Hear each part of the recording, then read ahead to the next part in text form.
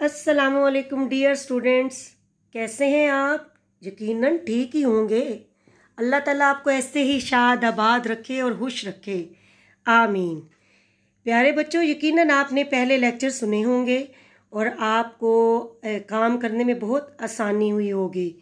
आप इसी तरह हर वीक में जो लेक्चर आपको सुनाए जा रहे हैं या आपके लिए जूम क्लासेस पे लगाए जा रहे हैं, आप उनको वीकली देखें और ध्यान से अपना छुट्टियों का काम खुशखत लिखाई में किया करें।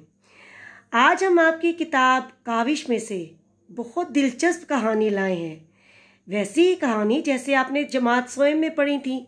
जमात सोएम में आपकी काविश में बहुत मज़े मज़े की कहानियाँ थीं, याद है आपको?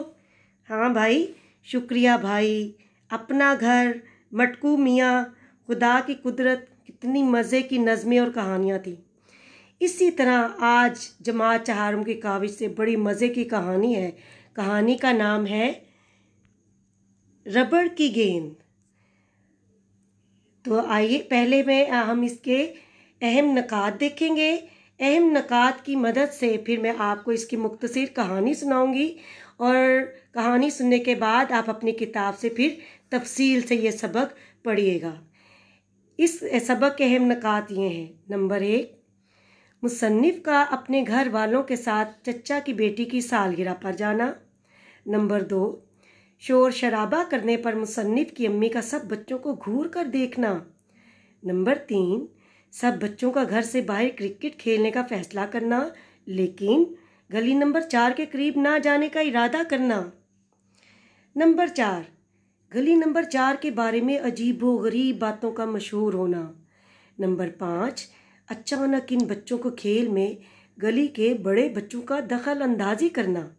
नंबर 6, बड़े लड़के की शॉट पर गेंद का गली नंबर 4 में जाना और एक लड़के का जख्मी होना। नंबर 7, फिर गेंद का सड़क पर जाना और गेंद कैच करने की कोशिश में मुसन्निफ़ के कज़न के साथ हादसा पेश आना। तो आइए मैं अब आपको ये मुख्तसर कहानी अपने अल्फाज में सुनाती हूँ।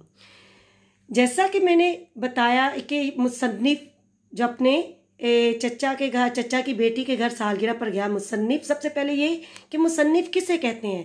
प्यारे बच्चों, मुसन्निफ़ कहानी लिखने वाले को ही कहते हैं। तो इसमें कहानी लिखने वाला खुद अपने बचपन का एक किस्सा आपको बयान कर रहा है, जो उसके बचपन में जब वो चचा के घर गया तो उसके साथ पेश आया।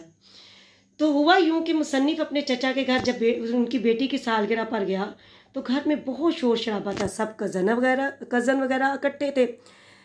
तो मुसन्निफ़ की अम्मी ने उन सबको घूर के देखा कि शोर ना किया जाए। लिहाजा मुसन्निफ़ कहता है कि हमने फ़ैसला किया कि हम क्यों ना बाहर जाकर क्रिकेट खेलें। आखिरकार वो सब अपने कज़न के साथ बाहर क्रिकेट खेलने चला गया, लेकिन उन्होंने वहाँ पे करीब ही गली नंबर 4 में जाने का ना इरादा किया। आखिर गली नंबर 4 में क्या था, ये तो वही जानते थे। उसके बारे में बहुत अजीबो गरीब बातें मशहूर थी। ये बातें सुनकर हर कोई वहाँ जाने से डरता था। जैसे ही बच्चों ने खेल शुरू किया तो गली के कुछ बड़े लड़के हमारे खेल में दखल अंदाजी करने लगे। उन्होंने हमसे बल्ला लिया और क्रिकेट खेलने लगे।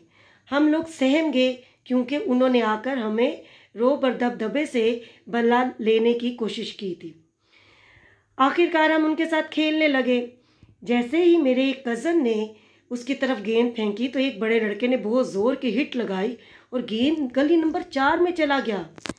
अब हर कोई डर रहा था कि गली नंबर 4 में कैसे जाया जाए। आखिर एक बड़ा लड़का कहने लगा, अरे डरपोक बच्चों, डरते हो वहाँ जाने से? मैं ही जाता हूँ गेंद लेने। जब वो गेंद लेकर वापस आया तो उसके मुंह पर एक ज़ख्म की खराश थी और उसकी कमीज़ की आस्तीन भी फटी हुई थी। सब ने पूछा कि क्या हुआ, लेकिन वो खामोश रहा। उसने कहा कि नहीं, कुछ नहीं हुआ। अब हर कोई सोच रहा था आखिर गली नंबर 4 में इसके साथ क्या हुआ। फिर दूसरे बड़े बच्चे ने गेंद को हिट लगाई और गेंद जो था वो वहाँ गली के साथ ही मेन रोड पर चला गया। अब मेरा एक कज़न यानी मुसन्निफ़ का एक कज़न गेंद को कैच करने की कोशिश में पीछे की तरफ भागता हुआ जब गया तो उसे ये पता ही ना चला कि वो सड़क पर पहुंच चुका है। जैसे ही वो सड़क पर पहुंचा, पीछे से एक बहुत तेज़ी से मोटरसाइकिल आ रही थी जिसने उसको हिट किया और वो ज़ख्मी हो गया। बड़े लड़कों ने जब ये देखा कि मेरा कज़न ज़ख्मी हो गया है तो वो सब भागे।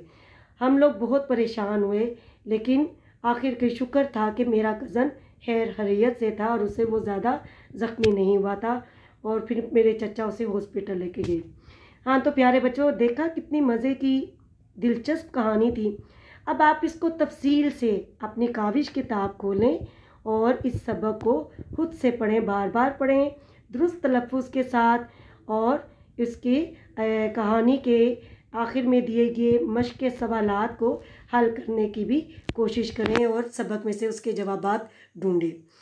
इसके अलावा घर के काम में आप छुट्टियों के काम में दिए गए सबक रबड़ की गेंद के जो इमला के अल्फाज दिए गए हैं और पैराग्राफ, आप इसकी तैयारी रफ रजिस्टर पर पहले करें और फिर इसकी इमला दें। उम्मीद है आपको ये लेक्चर बहुत पसंद आया होगा और आप इस सबक को बहुत दिलचस्पी से पढ़ेंगे और इमला की तैयारी बहुत अच्छे तरीके से करके खुश खत लिखाई में असाइनमेंट शीट्स पर लिखेंगे।